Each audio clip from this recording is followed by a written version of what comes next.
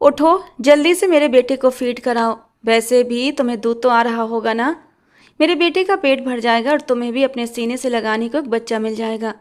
प्रताप की इस बात पर नैना, जो अपने अंदर कितने ही गमों को दफनाकर इस वक्त उसकी सेज सजाकर बैठी थी, उसने एक बार अपनी पलकों को उठाकर प्रताप की ओर देखा, मगर खामोश रही। प्रताप अपने 1 महीने के बेटे दक्ष को सामने बिठाए 20 साल की खूबसूरत जवान नैना की गोद में डालता। उसके सीनों का आभार उसे ये यकीन दिला रहा था कि वो सिर्फ उसके बेटे की माँ ही नहीं बन सकती, बल्कि उसे अपने सीने से लगाकर उसकी भूख भी मिटा सकती है। नैना शायद प्रताप की मौजूदगी में झिझक रही थी। कहने लगी, प्रताप, मैं माफ़ी चाहती हूँ। नैना की बात पर प्रताप हैरान हुआ और उसके सामने बैठकर कहने लगा, क्या मतलब? मेरा बेटा रो रो कर पागल हो चुका है, और तुम जानती हो ना इस शादी की वजह क्या है। इसलिए जल्दी से मेरे बेटे दक्ष को अपने सीने से लगाओ। मैं नहीं पिला सकती। लेकिन क्यों क्यों नहीं पिला सकती? नैना बहस करती कि प्रताप ने दक्ष को उसकी गोद में डाला और उसकी कमीज में हाथ डालते उसकी बिरा को ऊपर कर गया कि तभी प्रताप की नज़र नैना के खूबसूरत दूधिया वजूद पर पड़ी। वो अपने बेटे की भूख को भूल गया और अब बेखुद होते हुए आज प्रताप ऑफिस से वापस आया था। वो दिल में सोचकर आया था कि वो अपनी माँ के साथ अपने दिल की बात शेयर करेगा और उन्हें बताएगा कि वो नैना से शादी करना चाहता है, क्योंकि प्रताप दिल ही दिल में नैना को पसंद करने लगा था। वो हर वक्त घर में उसके सामने मौजूद रहती, आसपास घूमती, उसकी बातों का ख्याल रखती। मगर शायद नैना के दिल में ऐसा कुछ नहीं था, और वो प्रताप से 8 साल छोटी भी थी। मगर अब जब प्रताप के दिल की दुनिया बदल चुकी थी कि वो अपनी मोहब्बत को यूं नहीं जाने देगा। प्रताप ऑफिस से जब घर पहुंचा, सामने का माहौल देखकर उसे कुछ गलत होने का एहसास हो चुका था। उसकी माँ की सहेली सरला जी अपनी पूरी फैमिली के साथ उनके घर पर मौजूद थीं। सब लोग खुशियों में बिजी थे। जैसे ही नज़र प्रताप पर पड़ी, सरला जी बोली, अरे प्रताप बेटा, आओ ना, कब से तुम्हारा ही इंतजार कर रहे हैं। इतने बिजी हो गए हो, अब तो हमें तुम्हारी शक्ल भी देखने के लिए तरसना पड़ता है। प्रताप ने आगे बढ़कर उनके पैर छुए, मगर साथ में बैठी हुई सौम्या के चेहरे की मुस्कुराहट किसी और ही बात की गवाही दे रही थी, क्योंकि प्रताप की माँ ने एक बार उसके सामने कहा था कि वो सोनिया को अपनी बहू बनाना चाहती हैं, जिस पर हमेशा ही प्रताप ने टाल मटोल कर दिया था। मगर आज इस तरह पूरी फैमिली का एक साथ बैठना, इस कदर खुश होना उसे हजम नहीं हो रहा था। इतने में नैना सिंपल से हुलिये में गले में दुपट्टा डालकर सामने आई थी। आंटी जी, खाना लग गया है। अनीता जी थोड़े ठंडे रवैये की मालिक थीं और उनके दिल में हमेशा से ही अपनी सहेली की बेटी सौम्या को ही बहू बनाने की चाहत थी। नैना इस घर में एक नौकरानी की हैसियत से काम करती थी।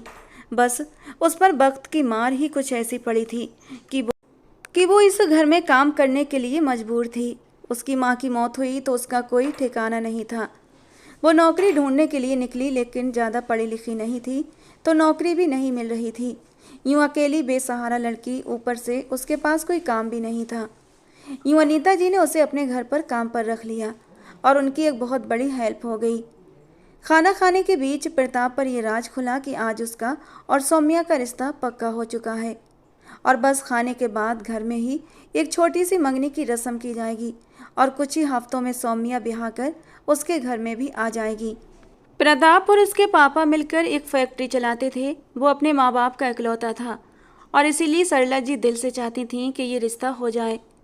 जैसे ही प्रताप को ये बात पता चली कि उसका और सौम्या का रिश्ता हो गया है, उसका खाना वहीं बीच में छूट गया, भूख मर गई। वो अपने कमरे में चला गया और इधर उधर चक्कर काटने लगा। मैं तो कुछ और ही सोच कर आया था, मगर नहीं जानता था कि आगे मेरे लिए इतना बड़ा सरप्राइज़ तैयार होगा। उसने अपनी माँ को अपने कमरे में बुलाया। मामा, आपने किससे पूछकर मेरा रिश्ता तय कर दिया? सौम्या से क्यों तय कर दिया मेरा रिश्ता? वो हैरान हुई। क्या मतलब? पूछ के? तुम जानते भी हो कि तुम्हारी शादी सौम्या से ही होगी, और इस बात का जिक्र मैं बहुत बार घर पर कर भी चुकी हूँ, और कभी आज तक तुमने कोई ऐतराज़ नहीं उठाया। और आज आज तो रिश्ता भी हो गया है, फिर तुम कैसे ऐतराज़ कर सकते हो? बाहर आओ, सब लोग तुम्हारा इंतज़ार कर रहे हैं। हम घर पर ही कुछ लोगों की मौजूदगी में अंगूठी पहनाने की रस्म करेंगे, फिर शादी तो मैं अपने बेटे की बड़े ही धूमधाम से करूँगी। अनीता जी पास बैठी अपनी सारी प्लानिंग उसे बता रही थी, मगर उसकी सुई तो एक ही जगह पर अटकी हुई थी। मामा बस करें, कौन सी प्लानिंग लेकर बैठ गई हैं आप? मैं सौम्या से शादी नहीं करूँगा। अभी उसके शब्द मुंह में थे कि अनीता बेगम बोली, प्रताप, अपनी माँ की मेहनत का यूं सिला नहीं दे सकते तुम। कितनी मोहब्बत से, कितनी मेहनत से मैंने तुम्हें पाला है, और आज आज क्या तुम अपनी माँ की खुशी के लिए ये भी नहीं कर सकती? बात ऐसी नहीं है मामा, आपका हर हुक्म मेरी जान से बढ़कर है, मगर ये शादी कुछ दिनों की बात नहीं है कि बाद में अपनी मर्जी से बदल लूँगा। ये पूरी ज़िंदगी का सवाल है, और मैं नहीं चाहता कि सौम्या की ज़िंदगी बर्बाद हो। अनीता जी चौंकी। क्या मतलब बर्बाद? बर्बाद कैसे होगी? तुम उसके पति होगे, सब कुछ उसे दोगे जिसका वो हक रखती है। ममा, आप समझती क्यों नहीं, मैं सौम्या से मोहब्बत नहीं करता। प्रताप की बात सुनकर अनीता जी कहने लगी, जब शादी हो जाएगी तो मोहब्बत भी हो जाएगी। प्रताप ने सीधा कह दिया, मम्मा बस करें, आप बस अपनी ही बात कह जा रही हैं। मैं सौम्या से नहीं बल्कि नैना से शादी करना चाहता हूँ। नैना का नाम सुनकर अनीता जी उठकर खड़ी हुई। प्रताप, तुम्हारे होश तो ठिकाने हैं या नहीं? एक तो वो तुमसे 8 साल छोटी है और हर वक्त डरी सहमी रहती है। उसका और तुम्हारा क्या जोड़ है? वो इस घर की नौकरानी। बस मामा, आप इस तरह उसकी इंसल्ट नहीं कर सकती। वो नौकरानी नहीं है, बस उसकी मजबूरी है, क्योंकि उसे एक सहारा चाहिए जो हमने उसे दिया है, और वो बहुत ही खुददार लड़की है, इसीलिए हमारे घर में काम करके 2 वक्त की रोटी खाती है। अच्छा अच्छा ठीक है। अनीता जी थोड़ी शांत हुई। लेकिन प्रताप बेटा, वो तुम्हारी जोड़ की नहीं है, वो एक डरी सहमी सी लड़की है, और मैं चाहती हूँ कि तुम्हारे साथ कदम से कदम मिलाकर चलने वाली सौम्या इस घर में आए। देखना, तुम एक दिन मेरे फैसले पर बहुत खुश होगे। मुझे नैना से कोई नफरत नहीं है, अच्छी बच्ची है, लेकिन तुम्हारी शादी सौम्या से होगी, और ये मेरा आखिरी फैसला है। वो प्रताप को मौका दिए बगैर कमरे से निकल गईं। 5 मिनट में नीचे आ जाना, जाते जाते उन्होंने कहा था, और मुझे उम्मीद है कि तुम अपनी माँ की इज्जत खराब नहीं होने दोगे। आखिरी शब्द कहते हुए वो कमरे से निकल गईं, और प्रताप सोचने लगा, ये मैं किस मुसीबत में फंस गया हूँ, क्या करूँ? खैर, वो चेहरे पर कोई भी भाव लिए बगैर नीचे आया। सब लोग तैयार बैठे थे। सरला जी जल्दी से बोली, आओ आओ प्रताप बेटा, इधर आकर बैठो। उन्होंने उठकर सौम्या के बराबर में प्रताप को बिठाया। सौम्या के चेहरे की खुशी देखने लायक थी, शायद वो दिल से चाहती थी उसे। दोनों के हाथ में अंगूठी थमाई गई और एक साथ अंगूठी पहनाने की रस्म हुई। नैना भी पास खड़ी थी।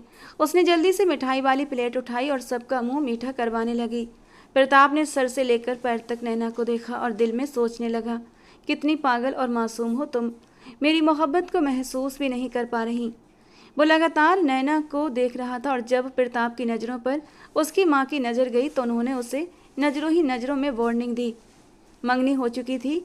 नैना जब प्रताप के आगे प्लेट लेकर आई तो प्रताप ने कुछ भी नहीं कहा, और फिर मोबाइल जेब से निकालकर फ़ोन के बहाने वहाँ से उठकर चला गया। कितनी ही देर उसे यकीन करने में लग गया कि नैना अब उसकी नहीं हो सकती। नैना की उम्र भी अब 20 साल होने वाली थी, और प्रताप की मंगनी के बाद अब नैना की मासी उसे मजबूरन अपने साथ तो नहीं लेकर जा सकी थी, लेकिन क्योंकि उनके पति को ये बात पसंद नहीं थी। लेकिन अब वो चाहती थी कि नैना की शादी हो जाए, वो जल्द से जल्द अपने घर की हो जाए, और फिर जल्द ही उन्होंने नैना के लिए एक रिश्ता भी पसंद कर लिया। लोग जाने पहचाने थे। प्रताप के पापा विजय के दोस्त का बेटा था और नाम था सौरभ। अनीता जी के कानों में ये बात भी डाल दी गई। सौरभ एक अच्छी जॉब करता था, पढ़ा लिखा था। अपनी तरफ से उन्होंने नैना के लिए अच्छा ही सोचा था।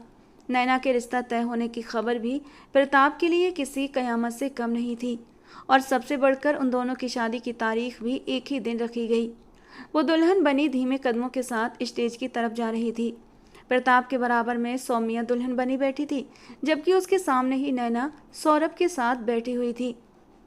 प्रताप की नज़र एक पल के लिए नैना के वजूद से हट नहीं रही थी। वो खून के आंसू अंदर ही अंदर उतारता हुआ एक तकलीफ से गुजर रहा था। उसकी मोहब्बत उसकी नज़रों के सामने स्टेज पर बैठे किसी और की हो रही थी। उस वक्त जैसे मोहब्बत को दिल के किसी कोने में वो दफन कर चुका था, और उसने चुपचाप सौम्या के साथ 7 फेरे लेकर उसे अपनी पत्नी स्वीकार कर लिया।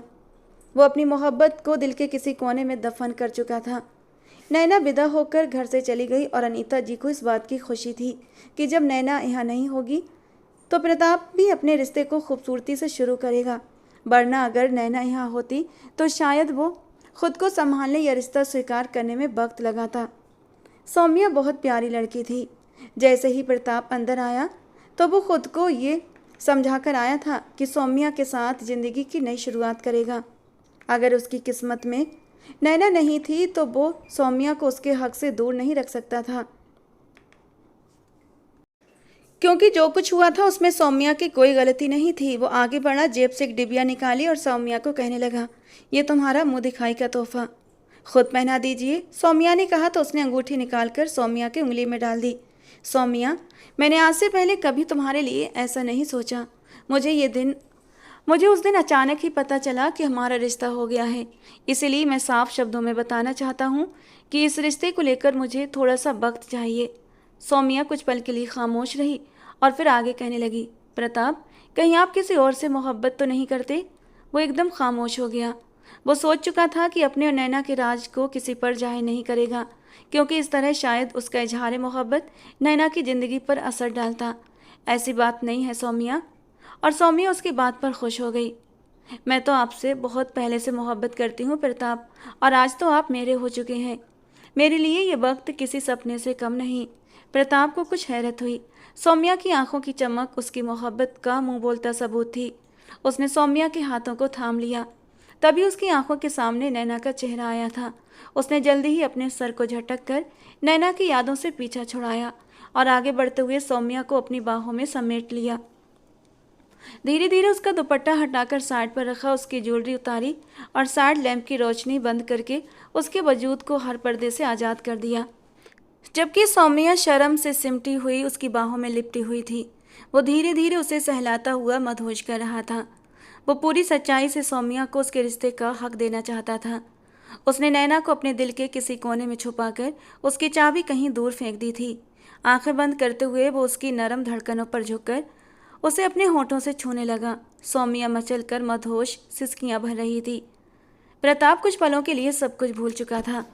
प्रताप अपने रिश्ते की शुरुआत बहुत दिल से कर चुका था, मगर नैना की रात एक तड़प बन चुकी थी। वो अभी तक बेड पर बैठी सौरभ के आने का इंतजार कर रही थी। शादी के वक्त तो सौरभ के चेहरे पर इतनी खुशी थी जैसे वो शादी से बहुत खुश हो, मगर अब वो अंदर क्यों नहीं आ रहा था। थोड़ी देर बाद सौरभ कमरे में दाखिल हुआ और अब तो 2 बजने वाले थे और नैना वहीं बेड पर टेक लगाए लगाए सो चुकी थी। वो कमरे में आया तो धम से बेड पर गिर पड़ा। उसकी हरकत पर नैना एकदम हड़बड़ाकर उठ बैठी। सामने सौरभ को देखा, उसकी आंखें लाल हो रही थीं जैसे उसने ड्रिंक कर रखी हो। सौरभ उठकर उसके सामने बैठा, कहने लगा, अपने पति का इंतजार नहीं कर सकी? तो वो एकदम से डर गई। सौरभ जिसे शादी से पहले था, अब सौरभ का उसमें 1% भी नज़र नहीं आ रहा था। आपको मैंने बहुत देर तक इंतजार किया था, वो कांपते होठों के साथ हिम्मत करते हुए बोली। नैना अभी बोल ही रही थी कि सौरभ अचानक जल्दी से उठकर बैठ गया और झपट कर उसका चेहरा पकड़कर इतनी जोर से दबाया कि नैना के चेहरे पर उसकी उंगलियों के निशान पड़ गए। तुम तो बड़ी सीधी सादी और गवार सी लग रही थी जब रिश्ता लेकर गए थे, लेकिन यहाँ तो गज भर की जबान निकल आई तुम्हारी। नैना की आंखों से आंसू बहने लगे। सौरभ उसकी आंखों में देखते हुए गुस्से से बोला, अब बड़े ड्रामे शुरू हो गए तुम्हारे। रोती हुई लड़कियां मुझे जहर लगती हैं। रोना बंद करो। मैं जितने भी बजे कमरे में आऊँ, तुम कौन होती हो मुझसे पूछने वाली? शुक्र करो कि तुम्हारे पास आ गया हूँ। अब उतारो ये सब कुछ, मुझे सुकून चाहिए तुमसे। नैना डर के मारे कांप रही थी। सौरभ उसे हर तरह से परेशान करने लगा। वो बेरहमी से उसके करीब आया था, उसका दुपट्टा खींचकर दूर किया और उसकी ज्वेलरी को भी बेदर्दी से उतारने लगा और उसके नाजुक वजूद को उसने बड़ी बेदर्दी से मसल कर रख दिया। उसे तकलीफ देकर वो मज़े से सो गया था, जबकि बेचारी अनाथ नैना सारी रात कमरे के कोने में पड़ी सिसकती रही। उसकी नाजुकता को रौंदते हुए उसे उस पर बिल्कुल भी तरस नहीं आया। नैना, जिसने अपनी पूरी ज़िंदगी दुखों के साथ गुजारी थी, सोचती थी शादी के बाद शायद एक खुशहाल ज़िंदगी जी पाएगी। उसका पति उसका ख्याल रखेगा, उसकी ज़िंदगी में भी खुशियाँ आएंगी। उसने देखा था कि शादी से पहले उसकी माँ किस कदर तकलीफ़ें सहती थी। उसके पापा बहुत पहले उसकी माँ को छोड़ चुके थे। माँ को तलाक हुई तो अपने भाई के घर आ गई थी और भाभी को खुश रखने के लिए दिन रात उनकी गुलामी किया करती थी। आज नैना को लगा कि शायद उसकी माँ की तरह उसकी किस्मत भी फूट चुकी है। उसने जैसे तैसे खुद को संभाला। सौरभ जैसा भी था, अब उसका पति था और नैना ने ठान लिया कि अब वो उसके साथ ही गुजारा करेगी, किसी से कोई गिला शिकवा नहीं करेगी। कहीं ऐसा ना हो कि लोग कहें, जैसी माँ थी वैसी ही बेटी, पहले माँ को तलाक हुआ और अब बेटी भी तलाक लेकर आ गई। और वो तलाक लेकर जाती भी कहाँ, उसका तो कोई ठिकाना भी नहीं था। और इसीलिए उसने सोचा कि खामोश रहने में ही भलाई है। वो कम उम्र की थी, मगर हालात ने उसे वक्त से पहले ही समझदार बना दिया था। सुबह हुई तो नैना हल्का फुल्का सा तैयार होकर बाहर जाने लगी। तभी सौरभ की आंख खुल गई। उसने पीछे से आवाज़ लगाई, कहाँ जा रही हो? कम से कम मुझे तो जगा देती। सौरभ की आवाज़ सुनकर नैना के कदम रुक गए। वो डर के मारे पीछे पलटी। सौरभ हंसने लगा, तुम तो ऐसे डर रही हो जैसे मैं कोई इंसान नहीं हूँ। अब सौरभ का रात का नशा उतर चुका था। उसने बेड से उठकर नैना को सर से पांव तक गौर से देखा। कहने लगा, क्या कमाल का हुस्न पाया है तुमने। पहली बार देखते ही तुम सीधा मेरे दिल में उतर गई थी। सौरभ की बातों पर नैना बस हैरत से उसके चेहरे को देखती रही। कल रात को जिस तरह जंगली जानवरों जैसा उसका बर्ताव देखा था, अब वही उतनी ही नरमी और मोहब्बत से उसे देख रहा था। सौरभ उसे अपनी बाहों में भरकर ड्रेसिंग टेबल के सामने ले गया और आईने में दोनों को साथ देखते हुए कहने लगा, ऐसा लगता है जैसे भगवान ने तुम्हें मेरे लिए ही बनाया है। सौरभ का ये रूप देखकर नैना को थोड़ा सुकून हुआ था। सौरभ एक अच्छे घर का लड़का था, काफ़ी अमीर भी, लेकिन दिनों दिन वो गलत रास्तों पर चलने लगा था और शायद उसके घर वाले ये बात नहीं जानते थे। सौरभ उसे अपनी बाहों में लिए हुए कहने लगा, जानती हो मेरी शादी की सबसे बड़ी ख्वाहिश क्या है? कि जल्दी ही मेरी शादी हो और फिर भगवान मुझे एक प्यारा सा बेटा दे। शादी के पहले दिन ही सौरभ के मुंह से बेटे की ख्वाहिश सुनकर नैना खामोशी से उसे देखने लगी। बाहर चलने को कहते हुए बोली, चलें सौरभ, बाहर चलते हैं। अरे इतनी भी जल्दी क्या है, चले चलते हैं। वो तभी उसकी गर्दन पर अपने होंठ रखकर उसके बदन पर लगे परफ्यूम की खुशबू में डूबते हुए बोला था, मेरा तो अभी भी दिल नहीं कर रहा कि तुम कमरे से बाहर जाओ। वो उसकी नरम धड़कनों को बहुत जोर से मसल गया था कि नैना के होंठों से एक सिसकी निकल गई। दर्द इतना तेज उठा था कि आंखों में नमी उतर आई। प्लीज़ सौरभ, मुझे दर्द। अगले ही पल सौरभ ने उसे अपनी तरफ घुमाया और उसके होंठों पर झुककर शिद्दत से उसके होंठों को वो बहकने लगा था। सौरभ की शरारतें बढ़ ही रही थी कि बाहर से उसकी बहन सुरभि ने आवाज़ दी, सौरभ भाई, नैना भाभी के घर वाले आ चुके हैं और मम्मी आपको नीचे बुला रही हैं। अपने घर वालों का सुनते ही नैना बोली, प्लीज़ मुझे जाने दो, मासी इंतज़ार कर रही होंगी। सौरभ ने उसे छोड़ते हुए कहा, जाओ, मैं भी आ रहा हूँ, लेकिन देखो किसी से भी हमारी रात के बारे में कोई जिक्र मत करना, वरना याद रखना एक पल में ही तलाक देकर तुम्हें इस घर से निकाल दूंगा। नैना के चेहरे पर जो कुछ पल के लिए खुशी आई थी वो उसी क्षण गायब हो गई। कहने लगी, ये आप क्या? लेकिन सौरभ ने उसके होंठों पर उंगली रखते हुए उसे खामोश कर दिया। रात को समझ नहीं आई थी मेरी बात, कि मेरे साथ सवाल जवाब नहीं। नैना की सांस गले में अटक गई और वो वहाँ से चली गई। चेहरे पर हवाइयाँ उड़ रही थीं, जिसे उसकी मासी ने भी महसूस कर लिया। क्या बात है नैना, तुम्हारे चेहरे का रंग क्यों उड़ा है? मासी ने पूछा।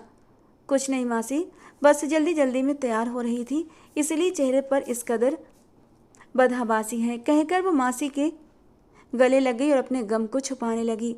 कहीं ना कहीं नंदिनी जी के दिल को खटका जरूर हुआ था, मगर फिलहाल उन्होंने कोई जिद नहीं की।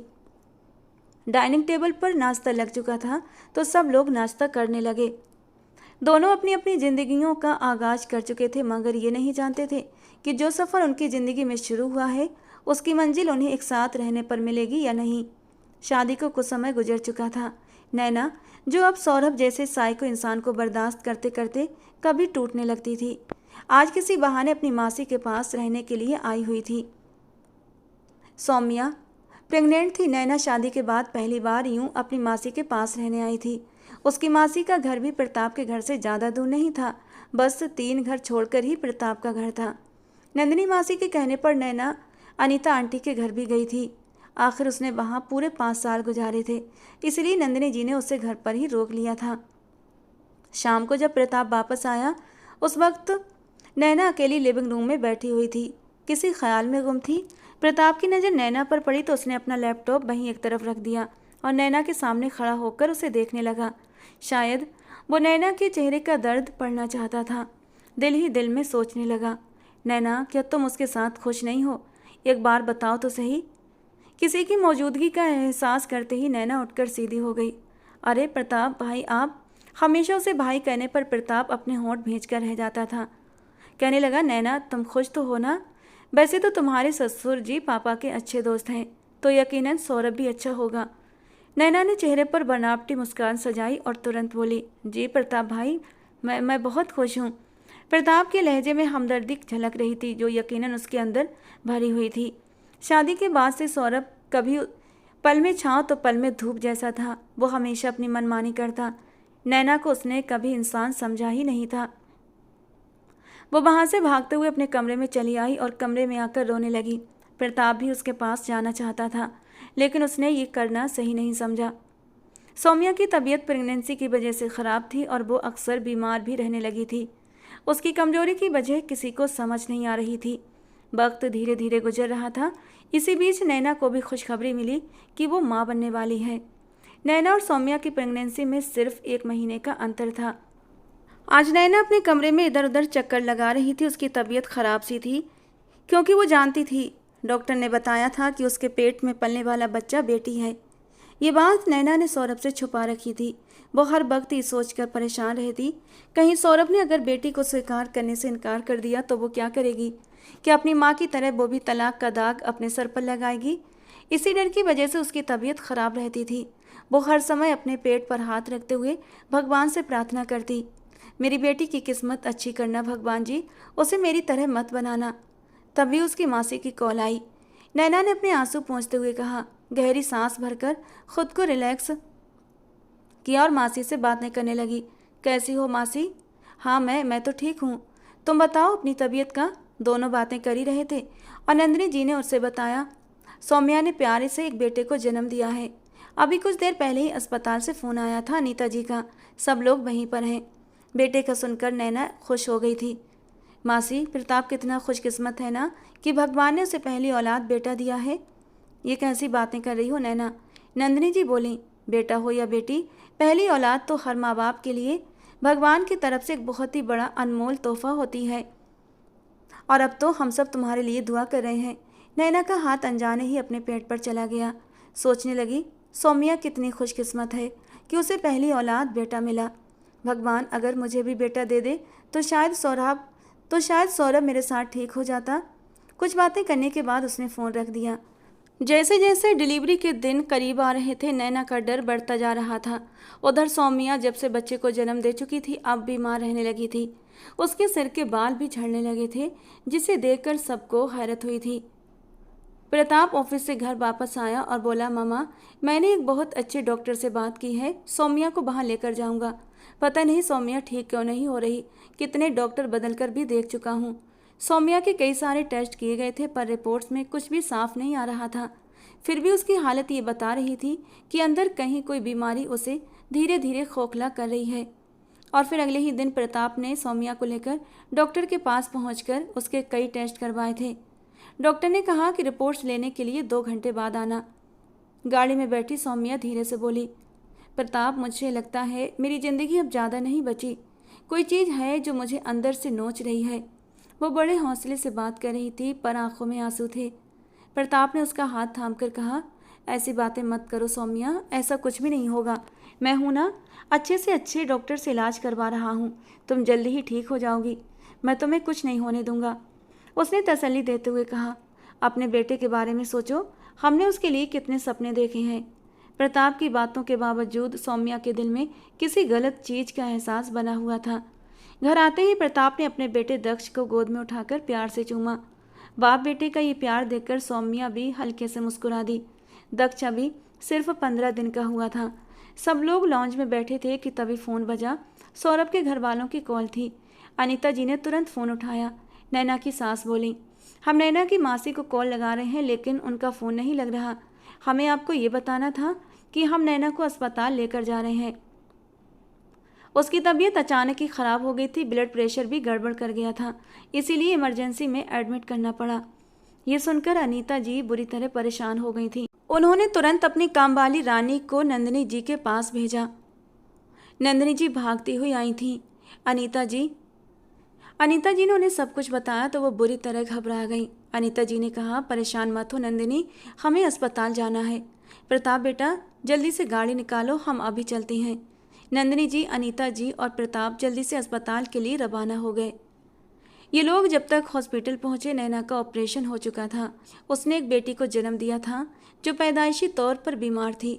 नन्ही सी बच्ची का सांस उखड़ रहा था और डॉक्टर्स अपनी पूरी कोशिश कर रहे थे दोनों की जान बचाने में। प्रताप परेशान होकर इधर उधर चक्कर काट रहा था, मगर सौरभ के चेहरे पर कोई दुख नहीं था। वो बड़े ही मजे से मोबाइल में बिजी था, जैसे वो बच्ची उसकी औलाद ही ना हो। उसके सारे जज्बात तो बेटे के लिए सजे थे। बेटी को वो गोद में लेने की सोच भी नहीं रहा था। तभी डॉक्टर आई। प्रताप ने आगे बढ़कर पूछा, डॉक्टर कैसी है नैना? डॉक्टर ने गहरी सांस लेकर कहा, बदकिस्मती से उनका ब्लड प्रेशर इतना गिर गया था कि हम दोनों में से सिर्फ किसी एक की ही जान बचा पाए। हम उनकी बेटी को नहीं बचा सके। नैना अभी भी होश में नहीं है, उनके लिए दुआ कीजिएगा। नंदिनी जी की तो जैसे टांगों से जान निकल गई। वो वहीं बेंच पर बैठ गई और नैना के लिए भगवान से प्रार्थना करने लगी। सौरभ सामने बैठा था। प्रताप उसके पास आया, कंधे पर हाथ रखकर कहने लगा, चिंता मत करो सौरभ, सब ठीक हो जाएगा। जबकि सौरभ बड़े ही गुस्से और नफरत से बोला, चलो अच्छा हुआ मर गई। एक बेटा तो दे न सकी तो अब मैं क्या करूँगा इस औरत का। ऐसी औरत को अपने साथ ले जाओ, मुझे अब उसकी ज़रूरत नहीं। तलाक के कागज़ मैं जल्दी ही तुम्हारे घर भिजवा दूंगा। सौरभ की बात सुनकर तो प्रताप का खून खौल उठा। गहरी सांस लेकर बोला, क्या मतलब है तुम्हारा? बेटा या बेटी पैदा करना किसी के बस का काम नहीं। भगवान ने जो दिया वही सही है। शायद तुम्हें बेटी ही इसीलिए दी गई कि तुम उससे कुछ सीखो, पर तुम्हारा रवैया तो जानवरों जैसा है। तुम क्या उसे तलाक दोगे? हम खुद तुम्हें तलाक का नोटिस भेजेंगे। प्रताप ने एक अंदर तक गहरा दुख उतर आया था। उसे अचानक समझ में आया कि नैना क्यों उदास रहती थी। कितना टॉर्चर सहा होगा उसने। सौरभ की माँ हाथ जोड़कर माफ़ी मांगने लगी, पर प्रताप ने ठंडे स्वर में कहा, बहुत गंदे लोग हो तुम। हमें तुम लोगों को पहचानने में गलती हो गई, माफ़ कर दो बेटा। सौरभ ऐसा नहीं था, लेकिन पता नहीं से क्या हो गया है। आपका बेटा ऐसा ही था, हमें ही पहचानने में गलती हो गई। जबकि नैना की मासी हिचकियों के साथ रो रही थी। उनकी बहन भी इतनी ही बदनसीब थी। नैना की पैदाइश पर उनकी बहन के पति ने उसे तलाक दे दिया था। दोनों बहनों में आपस में बहुत प्यार था। बहन के दुख में तिल तिल कर जीती रही और अब उसकी औलाद को भी अपने सीने से नहीं लगा सकी। दूसरों के दर पर पड़ी रहती थी और शादी के बाद भी उसे सुकून नसीब नहीं हुआ। मरने के बाद मैं अपनी बहन को क्या मुंह दिखाऊंगी, यही सोचते हुए वो तड़प तड़प कर रो पड़ी। तभी प्रताप ने उन्हें अपने सीने से लगा लिया और कहा, आंटी जी बिल्कुल भी उदास मत होइए। आप तो भगवान का धन्यवाद कीजिए कि आपकी बेटी ऐसे इंसान से आज़ाद हो गई। उसे इससे भी बेहतर जीवन साथी मिलेगा। मैं खुद ढूंढूंगा। मेरा आपसे वादा है कि मैं नैना के लिए एक अच्छा लड़का ढूंढूंगा जो उसे ज़िंदगी की सारी खुशियां देगा। आप परेशान मत होइए। सब लोग नैना की सेहत के लिए दुआएं मांग रहे थे, जबकि सौरभ अपनी मां को लेकर वहां से जा चुका था। थोड़ी देर बाद डॉक्टर ने बताया कि नैना को होश आ गया है। प्रताप और नंदिनी जी कमरे के अंदर गए तो नैना खाली खाली नज़रों से छत को घूर रही थी। मासी, सौरभ ने कुछ कहा तो नहीं ना बेटी की पैदाइश पर? जबकि नंदिनी चौंक गई। क्या मतलब? तुम्हारे बस में तो नहीं है ना बेटा या बेटी पैदा करना? नहीं मासी, उन्हें बेटा चाहिए था और ये बात मुझे शादी के दिन ही कही थी उन्होंने। उसने रोते हुए कहा। कहाँ है वो? प्रताप, उसे मेरे पास लेकर आओ। मैं उसे कहूँगी कि इस बार बेटी हुई तो क्या हुआ, अगली बार भगवान ने चाहा तो वो हमें बेटा दे देगा। जबकि प्रताप वहीं स्टूल पर बैठ गया और बोला, नैना तुम बहुत मजबूत लड़की हो, तुम्हें कोई भी मुसीबत तोड़ नहीं सकती। नैना ने हैरानी से पूछा, प्रताप आप ऐसी बातें क्यों कर रहे हैं? सौरभ कहाँ है? मेरी सास कहाँ है? प्रताप ने उसे शांत करते हुए कहा, फिलहाल तुम कुछ मत पूछो नैना, तुम्हारी सेहत अच्छी नहीं है। डॉक्टर ने कहा है कि 3 दिन तक तुम्हें छुट्टी भी नहीं मिलेगी। तुम्हारा ऑपरेशन हुआ है। नैना ने धीमे स्वर में पूछा, मेरी बेटी कैसी है? प्रताप ने उसी वक्त नंदिनी जी की तरफ देखा और खामोश रहने का इशारा किया, क्योंकि उसकी हालत अभी ख़राब थी। तुम्हारी बेटी बिल्कुल ठीक है, बस उसे सांस की थोड़ी सी प्रॉब्लम थी तो डॉक्टर ने अंडर ऑब्जर्वेशन रखा है। 2-3 दिन बाद मिल लेना उसे। नंदिनी जी ने उसे तसल्ली देते हुए कहा।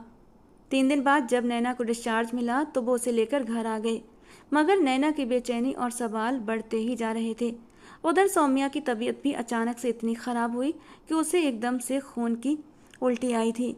डॉक्टर की रिपोर्ट में आया कि उससे ब्लड कैंसर है और वो भी आखिरी स्टेज पर। ये बात प्रताप ने सौम्या से छुपा ली, लेकिन वो अंदर से टूट चुका था। उसे अपने बेटे का मासूम सा चेहरा देखकर एक गहरी चोट लगी थी। वो हर तरह से सौम्या का ख्याल रख रहा था, अच्छे से अच्छे डॉक्टर से उसके लिए बात कर रहा था। और एक दिन तो सौम्या को खून की बहुत बड़ी उल्टी आई और वो बेहोश हो गई। सब लोग उसे अस्पताल लेकर गए। जब नंदिनी जी के पति को पता चला कि नैना के पति सौरभ ने उसे घर से निकाल दिया है और तलाक देने की सोच रहा है, तो वो गुस्से से भड़क उठे। हमने इस लड़की का ठेका नहीं ले रखा। मेरे खुद के बच्चे हैं, उनकी पढ़ाई लिखाई है। मैं एक और बोझ बर्दाश्त नहीं कर सकता। इस पर नंदिनी जी ने कहा, कैसी बातें कर रहे हो? वो मेरी मरी हुई बहन की आखिरी निशानी है। आखिरी निशानी है तो जैसे पहले रहती थी वैसे रहे, मेरे घर में नहीं रह सकती। सूरज जी की कठोर आवाज़ सुनकर नंदिनी जी कहने लगी, प्लीज़ सूरज जी धीरे बात करें, वो सुन लेगी। उसकी तबीयत ठीक नहीं है। उन्होंने अनीता जी से विनती की कि कुछ दिन नैना को अपने साथ रख लें। वो थोड़ी ठीक हो जाएगी तो उसे हालात के बारे में बता दिया जाएगा। उसके बाद वो कहीं नौकरी करके अपना गुजारा कर लेगी। नंदिनी जी पति के गुस्से से परेशान थी और उन्होंने अनीता जी से बात की थी तो अनीता जी फौरन मान गई। वो एक नरम दिल की औरत थी। उन्हें नैना से कोई बैर नहीं था। उन्हें तो उस मासूम बच्ची पर तरस आता था, इसीलिए उन्होंने उसे अपने घर पर रख लिया। उधर सौम्या की बिगड़ती हालत सबको परेशान कर रही थी। प्रताप तुरंत उसे अस्पताल लेकर आया।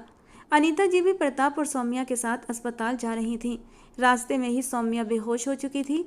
उसे अस्पताल में जाते ही एडमिट कर लिया गया और आज प्रताप ने अपने माँ बाप को सच बता दिया कि कुछ दिन पहले नैना की जो रिपोर्ट कराई थी उसमें नैना को कैंसर बताया गया है और वो भी आखिरी स्टेज का। उसके पूरे शरीर में कैंसर फैल चुका है और शायद ये उसका आखिरी वक्त चल रहा है। ये सुनकर अनीता जी फूट फूट कर रोने लगीं और अस्पताल की बेंच पर ही बैठ गईं। सौम्या के माँ बाप भी आ चुके थे। वे भी रोते हुए कहने लगे, मेरी बेटी की खुशियों को नज़र लग गई प्रताप। जानते हो, तुमसे शादी करने के बाद सौम्या हर वक्त खुश रहती थी। वो इतनी खुश थी तुम्हें पाकर कि बयान नहीं कर सकती। और फिर भगवान ने जब तुम दोनों को बेटा दिया तब तो वो और भी ज़्यादा खुश हो गई थी। सौम्या ने तो समझा कि उसकी ज़िंदगी अब पूरी हो गई है, मगर कौन जानता था ज़िंदगी पूरी तो उसकी हो चुकी थी। अब उसका इस दुनिया से जाने का वक्त आ गया था। उसकी माँ एकदम पागलों की तरह चीखने चिल्लाने लगी और ज़मीन पर गिरकर रोने लगी। डॉक्टर ने कहा, आपकी बेटी की जो कंडीशन है उसमें अब इलाज का कोई फ़ायदा नहीं। आप लोग उनसे मिल लीजिए, बाकी जो भगवान की मर्जी। सब लोग उस सौम्या के कमरे में गए। सौम्या प्रताप की तरफ देख रही थी, आंखों से आंसू बह रहे थे। प्रताप आगे बढ़ा और सौम्या का हाथ थामकर बोला, सौम्या तुम बिल्कुल भी मत घबराना, मैं हूं ना। मैं तुम्हें अच्छे से अच्छे डॉक्टर को दिखाऊंगा। क्या पता भगवान हमारी सुन ले, कोई चमत्कार कर दे। जबकि सौम्या रोते हुए मुस्कुराई, प्रताप मेरी आपसे एक विनती है, दक्ष को मेरी कमी महसूस मत होने देना। आपको पूरा हक है अपनी ज़िंदगी जीने का। मुझे आपसे कोई गिला नहीं। इस एक साल में आपने जिस कदर मुझे खुशियाँ दी हैं, इन्हीं खुशियों ने मेरी मौत के पल को आसान कर दिया है। सौम्या की बातें सबके दिलों को चीर रही थीं। बातें करते करते सौम्या की सांसें टूटने लगीं। सब लोग बेबस खड़े थे, कोई भी कुछ भी नहीं कर पा रहा था। डॉक्टर भी जवाब देकर जा चुके थे। अचानक सौम्या की सांसें तेज हुईं और हाँफते हुए उसने सांस लेना शुरू किया। प्रताप ने सौम्या का हाथ कसकर पकड़ा और उसके माथे पर अपने होंठ रख दिए। सौम्या तुम बहुत अच्छी लड़की हो। तुमने मेरे हर अधूरेपन को पूरा किया और आज तुम मुझे अकेला छोड़कर जा रही हो। हमारा दक्ष जब तुम्हारे बारे में बड़ा होकर पूछेगा तो मैं क्या जवाब दूंगा उसे। प्रताप फूट फूट कर रो पड़ा। सबकी आंखों के सामने सौम्या इस दुनिया को अलविदा कहकर जा चुकी थी। प्रताप उसे हिलाते हुए बार बार पुकार रहा था, सौम्या सौम्या आंखें खोलो। सौम्या की माँ तो बेहोश होने के करीब थी। मौत का ये सदमा पूरे घर को तोड़कर बिखेर चुका था। सौम्या की बॉडी को घर लाया गया और उसका अंतिम संस्कार किया गया। दक्ष के रोने की आवाज़ सबके दिलों को एक गहरे दर्द से भर रही थी। प्रताप की जिंदगी पूरी तरह डिस्टर्ब हो गई थी। दक्ष माँ की गोद के लिए तड़प रहा था। धीरे धीरे मेहमान अपने अपने घरों को लौट चुके थे। तभी नैना कहने लगी, मम्मी अभी तक मेरी बेटी सही नहीं हुई है क्या? कितना टाइम लगेगा? और आप सब कभी 2 दिन, कभी 3 दिन, कभी 8 दिन कहते रहते हैं। मुझे अपनी बेटी से मिलना है। कहीं आप लोग मुझसे कुछ छिपा तो नहीं रहे? और सौरभ सौरभ ने तो मुझसे कोई भी बात नहीं की है। नैना की बात सुनकर नंदिनी जी और अनीता जी की आंखों से आंसू बहने लगे।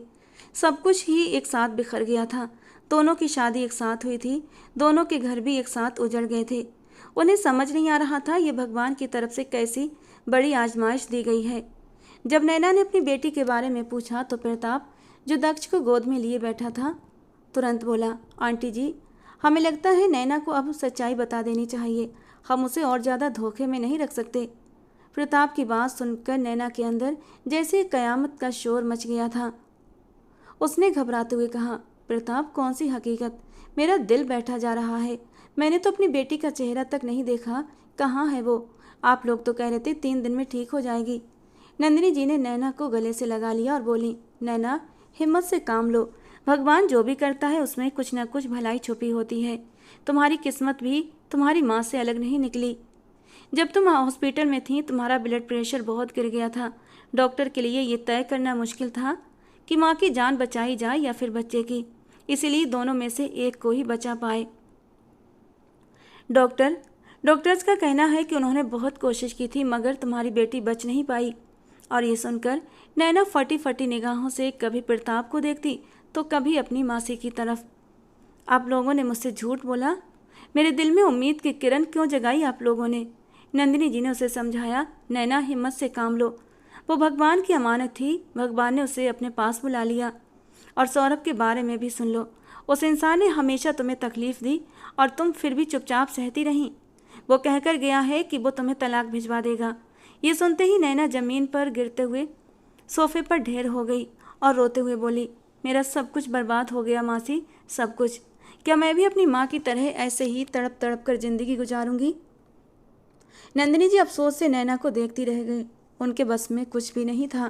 काश उनके पति में नैना के लिए थोड़ी सी हमदर्दी होती तो वे उसके लिए कुछ सोच सकती थीं। तभी प्रताप के पापा विजय जी आगे बढ़े। तुम हमारी बेटी से कम नहीं हो नैना। भगवान ने चाहा तो सब कुछ ठीक हो जाएगा। ये कहते हुए विजय जी ने नंदिनी को साथ लगाया जबकि वो रोते हुए विजय जी के कंधे पर सर टिकाए थी। दिन यूं ही गुजर रहे थे।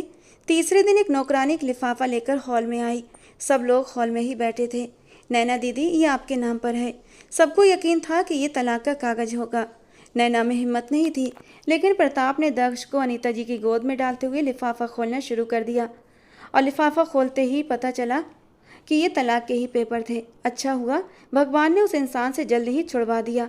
अगर वो तलाक ना भेजता तो हम लोग कोर्ट के जरिए नैना को तलाक दिलवाते। नैना रोने लगी। कुछ दिन घर का माहौल काफ़ी ख़राब रहा लेकिन नंदिनी जी नैना से मिलने आती रहीं। सब लोग अपनी अपनी जिंदगियों में बिजी हो चुके थे जबकि नैना फिर से घर के कामों में लग गई थी। उसने पूरी जिंदगी दूसरों के सहारे ही गुजारी थी तो अब क्यों ना अपने गमों को सीने में छुपाए। वो फिर से घर के कामों में लगी। नौकरानी से भी ज़्यादा मेहनत करने लगी। उसका कोई भी नहीं था लेकिन वो मजबूर थी। उसे अपने साथ कोई नहीं रख सकता था। अब नैना के लिए यही घर एक पनाहगाह था। उधर प्रताप भी बुरी तरह टूट चुका था। उसकी आंखों में उदासी और वीरानी थी। रात के 11 बजे वो बुरी तरह बेचैनी से बाहर लॉन में टहल रहा था। उसका मन अंदर से बिखर चुका था। सौम्या की मौत के बाद से एक दिन भी प्रताप ऑफिस नहीं गया था।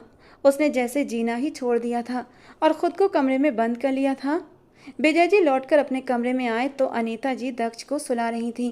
विजय जी को देखकर उन्होंने खामोश रहने का इशारा किया और जल्दी से दक्ष को सुलाकर विजय जी का हाथ पकड़कर बाहर निकल आईं।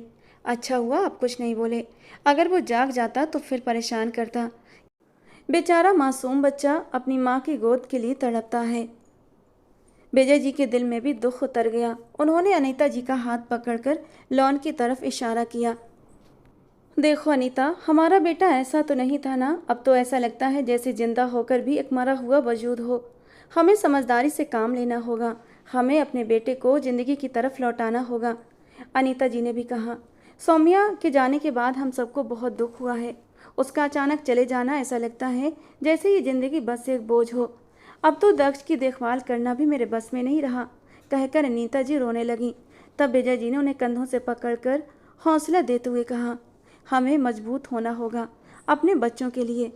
1 महीने से मैं अकेला ही सब काम संभाल रहा हूँ जो मेरे बस में नहीं। हमें अपने बेटे को ऐसी सिचुएशन से निकालना होगा। मैं चाहता हूँ कि हम प्रताप की दूसरी शादी कर दें। अनीता जी चौंक कर विजय की तरफ देखने लगीं। विजय आगे बोले, प्रताप शायद मान जाए। और क्यों नहीं मानेगा, जरूर मानेगा। हमारे लिए ना सही, अपने लिए ना सही, मगर दक्ष की खातिर जरूर मानेगा। अनीता जी कुछ पल खामोश रहीं। क्या हुआ, कोई परेशानी है? मैं सोच रही थी आने वाली लड़की दक्ष को प्यार दे सकेगी। जो भी लड़की आएगी उसके दिल में अरमान होंगे। क्या पता वो प्रताप की औलाद को गोद लेने से इनकार कर दे। कहीं हमारा ही फैसला प्रताप की जिंदगी को और मुश्किल में न डाल दे। अनीता जी की बात सुनकर विजय जी के मन में कुछ विचार आया, लेकिन बात सच थी। दोनों बातें करते हुए अपने कमरे में गए। प्रताप भी अंदर आते हुए दक्ष को उठाकर अपने कमरे में लेकर चला गया था। सुबह नाश्ते के टेबल पर सब लोग बैठे थे और तब अनीता जी ने बात शुरू की थी। प्रताप बेटा, इंसान के बस में सब कुछ नहीं होता। अपनी हालत देखो, तुम्हें देखकर हमारा कलेजा दर्द से फट जाता है। हमें भी तुम्हारा साथ चाहिए। जिंदगी और मौत तो भगवान के हाथ में है। हमारा वक्त आएगा तो हम भी चले जाएंगे। प्रताप ने नम्रता से कहा, प्लीज मामा ऐसी बातें मत करें। विजय जी ने गंभीर स्वर में कहा, बेटा हमारी बूढ़ी हड्डियों में इतनी जान नहीं बची। 1 महीने से तुम ऑफिस नहीं आए। मेरी सारी जिंदगी की मेहनत यूं बेकार जा रही है। तुमने खुद को बिल्कुल ही हर चीज़ से दूर कर लिया है। न वक्त पर खाते हो न पीते हो। तुम्हें क्या लगता है तुम्हारी हालत देखकर तुम्हारे माँ बाप सुकून में हैं? दिन रात तुम्हारी माँ तुम्हारे लिए चिंता करती है। मेरा दिल भी रोता है ऑफिस में तुम्हारी खाली कुर्सी देखकर। तुम्हें जिंदगी की तरफ वापस आना होगा प्रताप। मैं दक्ष को अकेला नहीं छोड़ सकता पापा, उसने टूटे हुए शब्दों में कहा। तो इसीलिए तो मैंने और तुम्हारी माँ ने फैसला किया है। कैसा फैसला? प्रताप ने पूछा। तुम्हारी दूसरी शादी का। दूसरी शादी? सुनकर प्रताप का हाथ से निवाला छूट गया था। मैं दूसरी शादी नहीं कर सकता। मैं अपने बेटे को खुद ही संभाल लूँगा। ऑफिस भी आऊँगा, आप परेशान मत हो। बस मुझसे शादी का मत कहो। सौम्या के अचानक जाने से मेरा हर चीज़ से विश्वास उठ गया है। उसके पापा बोले, इसमें किसी का कोई कसूर नहीं प्रताप, ये तो भगवान की मर्जी थी। तुम्हारा और सौम्या का साथ इतना ही था और तुम्हें पूरा हक है तुम अपनी ज़िंदगी को आगे बढ़ाओ। नैना भी नाश्ते की टेबल पर मौजूद थी और चुपचाप नाश्ता कर रही थी। अनीता जी को नैना को चुपचाप बैठे देखना उनके दिल में उदास सा गम भर गया और उनके दिमाग में एकदम ख्याल आया कि प्रताप तो नैना से मोहब्बत करता था, मगर वो वक्त उसके लिए तैयार नहीं थी। अनीता जी सोचने लगी कि नैना को तलाक हुआ है और अपनी बेटी के खोने के गम में भी दुखी है। उसके अंदर ममता है। वो अपने दिमाग में जैसे सोचों का जाल बुन रही थी कि अगर मैं नैना की बात प्रताप के लिए करूं तो मुझे उम्मीद है कि प्रताप जिंदगी की तरफ लौट आएगा। नैना भी अच्छी लड़की है, दक्ष को माँ का प्यार भी मिलेगा। न जाने बाहर से आने वाली लड़की कैसी होगी। नाश्ते से फ्री होकर अनीता जी अपने कमरे में गईं और विजय जी से बात की। पत्नी की बात सुनकर विजय जी खुश हो गए। ये तो बड़ा अच्छा ख्याल है तुम्हारा। बड़ी ही मासूम बच्ची है, अपनी उम्र से ज़्यादा दुख और परेशानियां देखी हैं। अब वक्त है कि उसे भी सुकून की घड़ियां नसीब हों। तब अनीता जी ने कहा, जानते हो हमारा प्रताप नैना से मोहब्बत करता था, मगर उसने तब बताया जब सौम्या के साथ उसका रिश्ता तय कर दिया था। और अब मेरी नज़र में ये फैसला प्रताप की ज़िंदगी की तरफ लौटाने में मदद करेगा। उन्होंने नन्हे दक्ष की खातिर ये फैसला लिया था।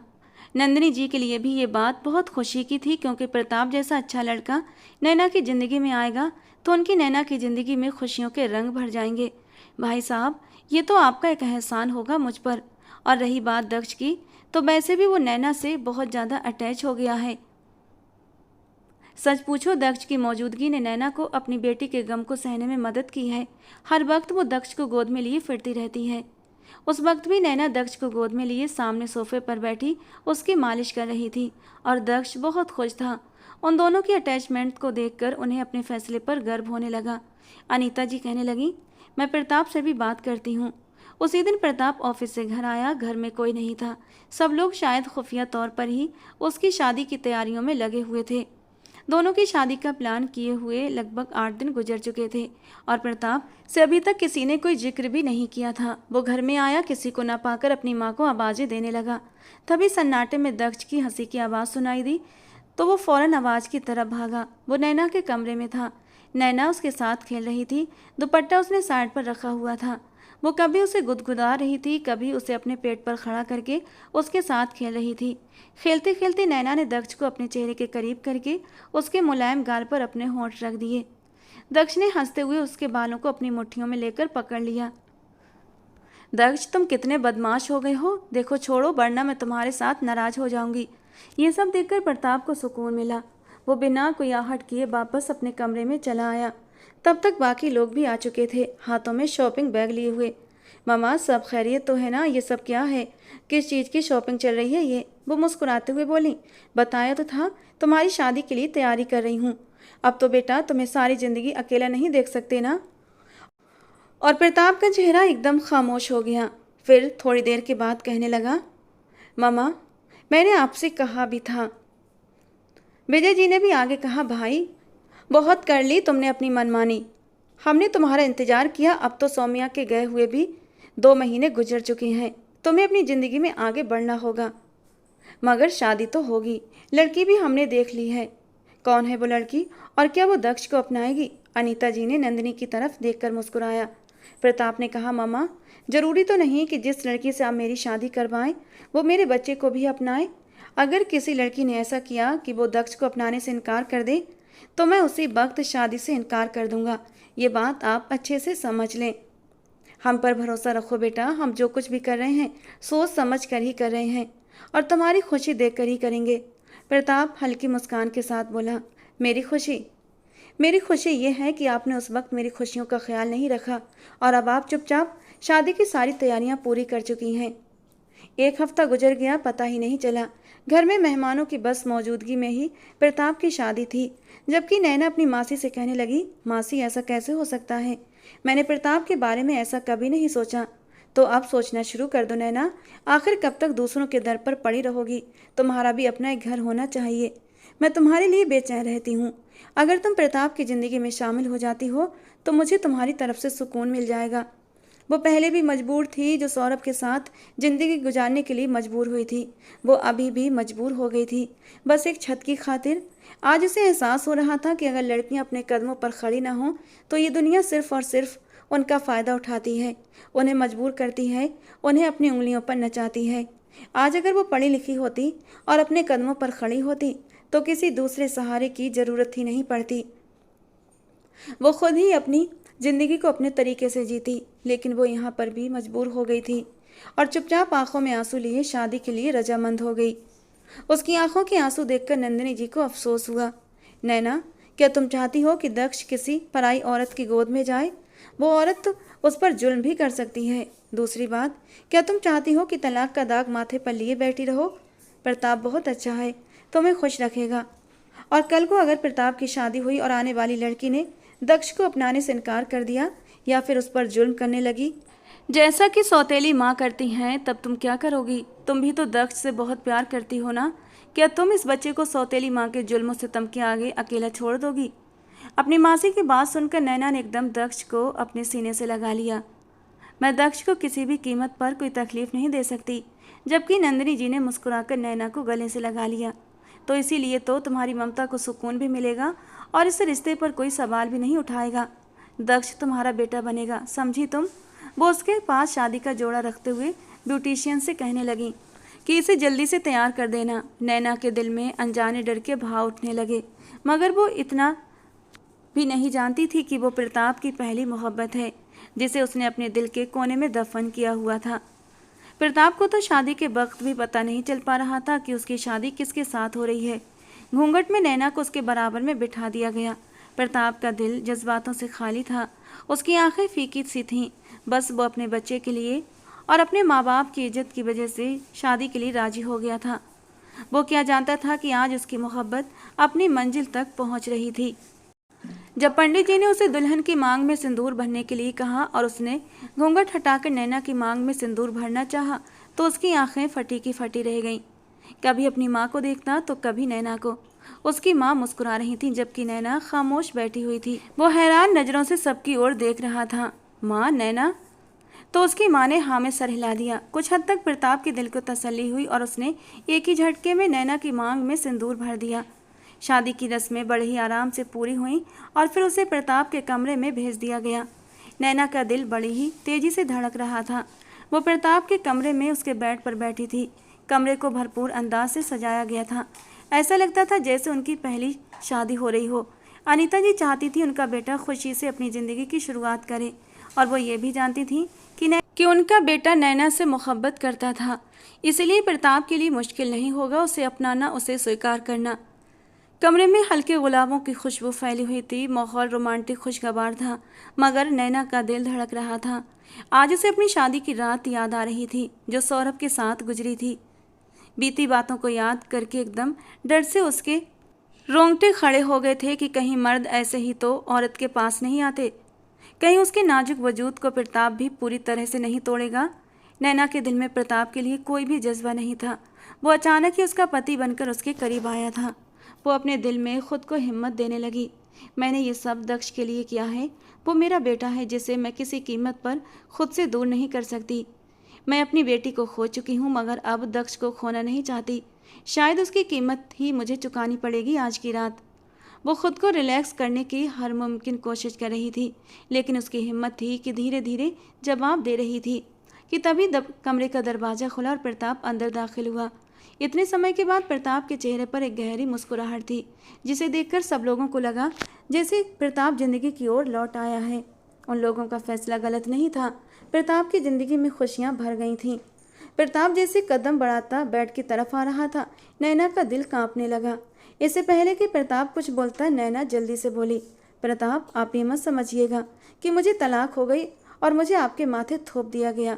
सच पूछिएगा, मुझे नहीं पता था कि ये सब कुछ इतनी जल्दी सब कुछ अचानक से हो जाएगा। मुझे अभी कुछ घंटे पहले ही पता चला था कि मैं आपके नाम के साथ जोड़ी जा रही हूँ, और अब तो आपकी पत्नी भी बन गई। वो बोल रही थी जबकि प्रताप हल्के से मुस्कुरा रहा था। तो क्या तुमने इनकार नहीं किया था? प्रताप की बात पर वो झट से बोली, मैंने फौरन मासी से कह दिया था। मेरी बात का यकीन करें, मैं शादी नहीं करना चाहती थी। मैं आप पर कोई भी बोझ नहीं बनना चाहती थी। मगर जब मासी ने कहा, क्या तुम चाहती हो कि दक्ष तुमसे दूर हो जाए, तब मैं बेबस हो गई थी। आप जानते हैं ना, दक्ष ने मेरी सूनी गोद को भर दिया है।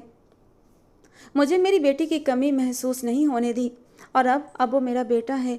मैं उसे किसी कीमत पर किसी को नहीं दे सकती। बात करते करते नैना की आंखें भीग गईं। मासी ने कहा था, प्रताप, क्या तुम चाहती हो कि कोई आने वाली लड़की उसके साथ सौतेली माँ जैसा व्यवहार करे? तुमसे यह हक छीन लिया जाएगा तब। और तब मेरी आत्मा तड़प उठी थी। मुझे ऐसा लगा प्रताप कि मैंने इसे गोद ही नहीं लिया, बल्कि इसे जन्म दिया है। मेरे बेटे को कोई मुझसे छीन नहीं सकता। वो अपने दिल को खुली किताब की तरह प्रताप के आगे रख रही थी और साथ ही साथ रो भी रही थी। दक्ष मेरा बेटा है ना प्रताप? मैं उसे किसी को नहीं दे सकती, प्लीज। प्रताप ने आगे बढ़कर नैना को सीने में भर लिया। वो मोहब्बत आज उसके सामने जाहिर करना चाहता था, ताकि ये रिश्ता मजबूरी का ना लगे, बल्कि नैना को ये साफ हो जाए कि वो प्रताप की चाहत थी, उसकी पसंद थी। वो बोला, पागल, रो क्यों रही हो? ये तुम्हारा ही बेटा है। उसके आंसू साफ करते हुए उसने अपने होंठ नैना के माथे पर रख दिए। प्रताप के इस तरह छूने पर नैना के दिल में कई सवाल उभरने लगे कि प्रताप तो सौम्या से मोहब्बत करता था। उसकी जुदाई में उसने खुद को क्या से क्या कर लिया था, मगर मेरे साथ वो कैसे नॉर्मल व्यवहार कर सकता है? और प्रताप का इस कदर प्यार से छूना, नैना को अपनी माँ का ये फैसला शायद सही लगने लगा था। नैना के दिल में डर था कि कहीं वो आज की रात फिर दहशतों की नज़र न हो जाए, मगर प्रताप तो उसे फूलों की तरह हाथ लगा रहा था कि कहीं उसे जरा सा भी दर्द ना हो। वो नैना की नज़रों में देखते हुए कहने लगा, क्या हुआ, कुछ कहना है? बिना किसी झिझक के पूछ सकती हो, और तुम्हें मुझसे बात करने से पहले सोचना नहीं चाहिए। तुम्हारे दिल में जो भी आए बात कह देना। उसके कंधों से पकड़ते हुए वो बातें करता उसे अपने भरोसे में ले रहा था। नैना की आंखें फिर से आंसुओं से भरने लगीं। प्रताप कहने लगा, अरे तुम तो फिर रोने लग गई। अब क्या कह दिया मैंने? प्रताप थोड़ा सा बेचैन हुआ था तो नैना कहने लगी, आप तो सौम्या से मोहब्बत करते थे ना?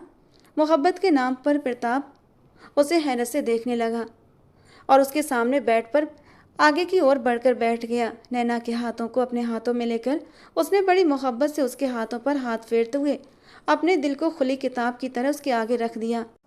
नैना हैरत से उसे सुनती रही। शायद ये राज मेरे मरते दम तक मेरे दिल में ही दफन रहता, मगर शायद किस्मत में हमारा मिलन लिखा था। प्रताप ने कहने के साथ ही उसे अपने और भी करीब कर लिया। मोहब्बत का जिक्र हुआ है तो फिर मोहब्बत के बारे में तुम्हें सब कुछ जानना भी चाहिए कि मेरी मोहब्बत कौन है। जानती हो, मेरा सौम्या से रिश्ता नहीं हुआ था तभी से मैं तुम्हें चाहता था, दिल ही दिल में। कई बार सोचा तुम्हारे करीब जाऊं, अपनी मोहब्बत का इजहार करूं, मगर कभी हिम्मत ही नहीं होती थी। और फिर जिस दिन मैंने ये डिसाइड किया कि मैं आज माँ से बात करूँगा और डायरेक्ट तुमसे बात करने की बजाय तुम्हारा रिश्ता तुम्हारी मासी से मांग लूँगा। मगर उसी दिन इत्तेफाक देखो ऐसा हुआ कि सरला आंटी आ गई थी घर पर और मेरे और सौम्या के बीच माँ ने रिश्ता तय कर दिया। उसके बाद भी मैंने हार नहीं मानी थी। नैना की आंखों में हैरानी बढ़ती जा रही थी। उसे तो अपनी किस्मत पर यकीन ही नहीं हो रहा था कि वो ऐसे इंसान के दिल में मलिका बनकर राज कर रही थी। मगर क्यों?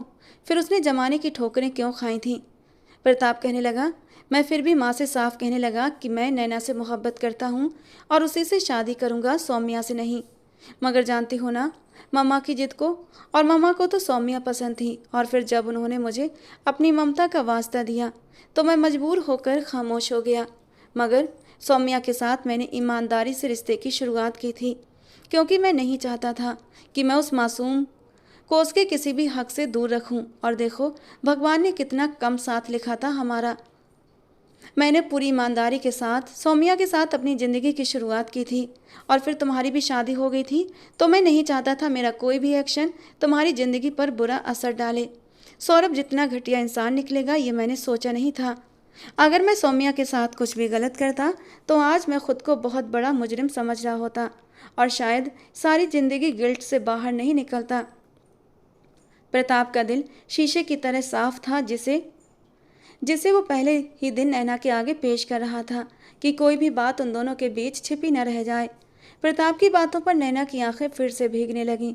अब क्या हुआ? अब क्यों रो रही हो? कहने लगी, मैं भी ना कितनी पागल और अनजान थी, कितने अच्छे इंसान की मोहब्बत को महसूस ही नहीं कर पाई। आपके जज्बातों को, आपकी फीलिंग्स को भगवान ने मेरा नसीब इसी घर में लिखा हुआ था और मैं बाहर की ठोकरें खाकर आई। इसमें तुम्हारी कोई गलती नहीं है नैना। तुम मेरे लिए आज भी वही नैना हो। मासूम हीरे की कदर कोई और नहीं करता, सिर्फ और सिर्फ जौहर ही करता है। उसने नैना को अपने करीब कर लिया। देखो भगवान जो भी करता है उसमें कुछ ना कुछ अच्छाई होती है। उसने दक्ष से उसकी माँ को लिया, लेकिन बदले में उसे एक और माँ दे दी। और अब तुम्हें दक्ष की गोद में देकर मुझे कोई टेंशन नहीं है। प्रताप ने अपनी जेब में हाथ डाला, 2 कंगन निकाले और उसके हाथों को थामते हुए पहना दिए। मैं नहीं जानता था कि मेरी शादी किससे हो रही है, इसीलिए मैंने मुंह दिखाई का कोई तोहफा नहीं लिया था। ये कंगन मेरी माँ के कंगन हैं, जो मैं तुम्हें मुंह दिखाई में दे रहा हूँ। वादा करता हूँ अपनी पसंद का तुम्हारे लिए एक अच्छा सा तोहफा जरूर खरीद कर दूंगा। वो प्यार से नैना को अपने सीने से लगा गया। आज बहुत समय के बाद जैसे उसके दिल को सुकून मिला था। नैना वादा करो कभी मुझे नहीं छोड़ोगी। उसके बालों में हाथ फेरते हुए कहने लगा। प्रताप आपने ये सोचा भी कैसे? आपके दिल की हालत सुनकर मुझे अपना आप खुशनसीब लगने लगा है। वरना सौरभ के साथ और उसके ठुकराने के बाद मैंने जितनी भी तकलीफ़ें उठाई हैं, ऐसा लगता था कि अब तो मुझे मौत आ जाए। जबकि प्रताप ने उसके होठों पर उंगली रख दी और फिर बड़े ही प्यार से उसकी एक एक ज्वेलरी उतारने लगा। उसे अपनी आगोश में समेटता चला गया। कभी भी बीते कल को याद मत करना, अब तुम सिर्फ मेरी हो और मैं तुम्हारा। वो उसकी कमर पर लगी जिप की तरफ हाथ बढ़ाता, जिप खोलता उसकी गर्दन पर होंठ रखने लगा और नैना को गहरी सांसें लेने पर मजबूर कर गया। नैना इतनी मोहब्बत भरे स्पर्श को पहली बार अपने वजूद पर महसूस कर रही थी, वरना इससे पहले तो उसने बड़ी ही तकलीफ़ें उठाई थीं। अभी वो उसके होंठों पर झुका ही था कि उसे दक्ष के रोने की आवाज़ सुनाई दी, तो वो एकदम दूर हटी। प्रताप, दक्ष। वो बिना प्रताप के सुने कमरे से निकल गई और अनीता जी के कमरे से दक्ष को अपनी गोद में उठाकर अपने कमरे में ले आई। जबकि प्रताप एक गहरी सांस लेते हुए बेड पर बैठा हुआ था। वो दक्ष से बहुत प्यार करती थी और अब उसे हिला जुलाकर चुप कराने की कोशिश कर रही थी, लेकिन शायद वो भूखा था इसीलिए रो रहा था। प्लीज़ प्रताप, आप इसे कुछ देर चुप कराएं, मैं इसकी बोतल बनाकर लाती हूँ। जबकि प्रताप ने उसे अपने पास खींच लिया और दक्ष को अपने करीब बेड पर लिटाते हुए उसके ब्लाउज की जिप को खोलते हुए बोला, इसे ऊपर का दूध देने की क्या ज़रूरत है नैना? तुम इसकी माँ हो, तुम इसे फीड करा सकती हो। और नैना एकदम से चौंक उठी। ढीला सा ब्लाउज धीरे से उसके कंधों से फिसल गया था और प्रताप ने दक्ष को उसकी गोद में रख दिया। हाँ नैना, मैं तुम्हें ये हक देता हूँ, तुम दक्ष को दूध पिला सकती हो। नैना थोड़ा सा शर्माई, लेकिन प्रताप ने खुद ही उसे सहज करते हुए दक्ष को उसकी गोद में लिटा दिया। वो बड़ी ही लगन से दूध पी रहा था, जबकि नैना शर्म से लाल हो रही थी प्रताप के सामने। दक्ष का पेट भर गया तो प्रताप दक्ष को वापस अनीता जी के कमरे में छोड़ आया। वापस आते हुए वो अपने ब्लाउज को दोबारा पहनकर उसकी जिप को ठीक करने की कोशिश कर रही थी कि तभी प्रताप ने उसे पीछे से अपनी बाहों में भर लिया। इसे पहनने की ज़रूरत नहीं है, वो शरारत से कहता हुआ ब्लाउज को नीचे गिरा गया और बड़ी मदहोशी से उसके गर्दन में अपना चेहरा छुपा गया। बेटे की भूख शांत कर दी, अब मेरे भी जज्बात शांत कर दो। प्रताप ने बड़ी मोहब्बत से उसे समेटते हुए बेड पर लिटाया और बेकरारी से उसके नाजुक वजूद में डूबता चला गया। सुबह जब वो कमरे से बाहर निकला तो उसके चेहरे पर एक गहरी मुस्कुराहट और खुशी ने सबके दिलों को सुकून दिया था। दक्ष, जो अब 2 महीने का हो चुका था, अनीता जी की गोद में था। नैना को देखते ही वो हाथ पैर मारते हुए किलकारियां मारने लगा। सब लोग हंस पड़े।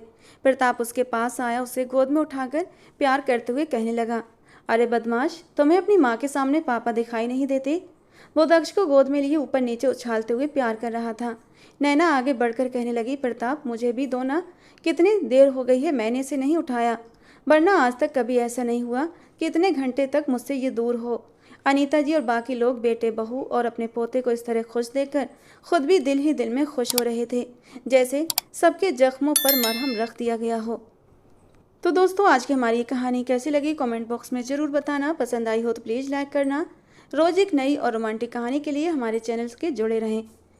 मिलते हैं दोस्तों अगली किसी नई कहानी के साथ।